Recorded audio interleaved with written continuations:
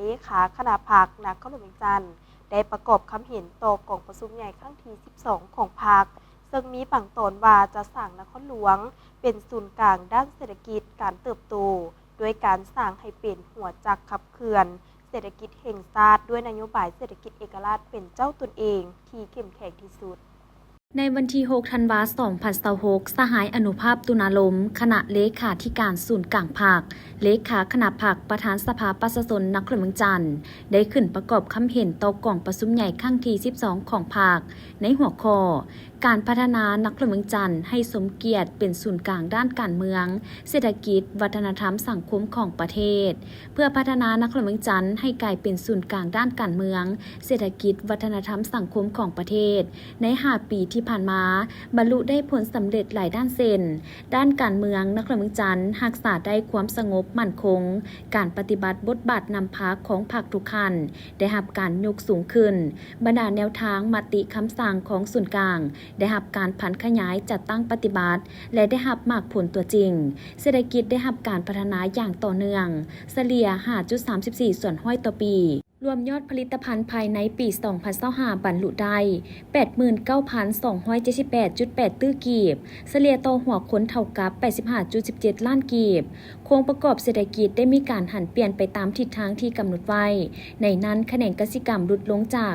14.3 ส่วนห้อยมาเป็น 13 ส่วนห้อยในปี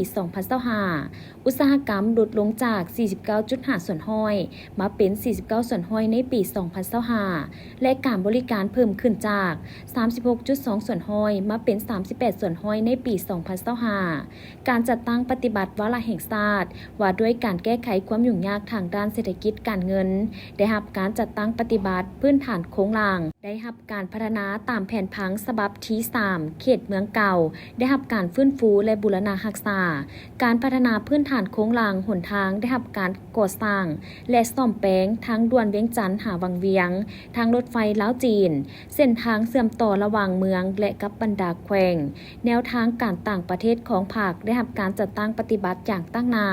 มาฮอดปัจจุบันนครเมืองจันทน์ได้พัวพันและร่วมมือกับ19 ประเทศ74 นครแขวงและ7 เมืองสร้างเป็นนครมิตรภาพน้ำกันแล้ว17 นครแขวงเห็นได้ว่าบทบาทของนครเมืองจันทน์สูงเด่นขึ้นในเวทีภาคพื้นและสากลเพื่อสืบต่อพันขยายมติกองประชุมใหญ่ครั้งที่ 12 ของภาคนครเมืองจันทน์จะสุ่มใส่สร้างนครหลวงเป็นศูนย์กลางทางด้านการเมืองการปกครองด้วยการรักษาบทบาทเป็นใจกลางรับประกันเสถียรภาพทางด้านการเมืองความสงบความปลอดภัยและความเป็นระเบียบเรียบร้อยในสังคมอย่างหนักแน่นรักษาความมั่นคงในระบบการเมืองด้วยการยกสูงบทบาทนำพาและความสามารถกำอำนาจของคณะพรรคที่เข้มแข็งในทุกขั้นสร้างนครเมืองจันทน์เป็นหัวหน่วยยุทธศาสตร์หนึ่งที่เข้มแข็งสร้างเมืองเป็นหัวหน่วยเข้มแข็งหอบด้านสร้างตาแสงเป็นหัวหน่วยบริการประชาชนให้ทั่วถึงและสร้างบ้านเป็นหัวหน่วยชุมชนที่เป็นเจ้าตนเองสุ่มใส่ปฏิบัตินโยบายของพรรคอย่างแข็งแรงด้วยการยู่แฮงการหันเป็นทันสมัย Digitalization ในการบริการภาครัฐสร้างเมืองอัจฉริยะสมาร์ทซิตี้เพื่อลดผ่อนขั้นตอนที่ซับซ้อนสร้างความโปร่งใสและอำนวยความสะดวกสูงสุดให้แก่ประชาชนและภาคธุรกิจพร้อมนี้ก็จะสร้างนครหลวงเป็นศูนย์กลางด้านเศรษฐกิจการเติบโตด้วยการสร้างให้เป็นหัวจักขับเคลื่อนเศรษฐกิจแห่งชาติด้วยนโยบายเศรษฐกิจเอกราชเป็นเจ้าตนเองที่เข้มแข็งที่สุด